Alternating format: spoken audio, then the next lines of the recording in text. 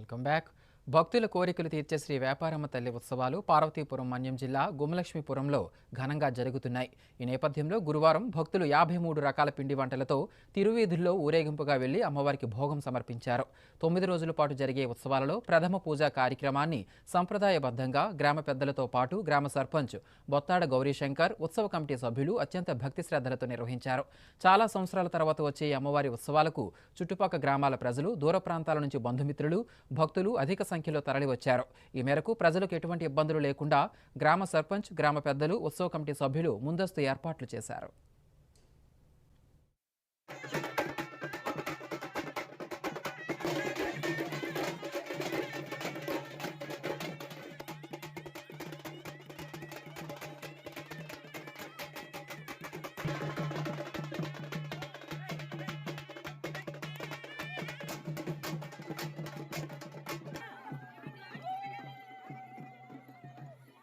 ఘటాలు ఇది భోగాలు ఎవరైనా ఇదే అయితే ధనియ షాపులు స్టార్ట్ అవుతుంది, కలవాల్సింది కోరదని చెప్పడం మైండ్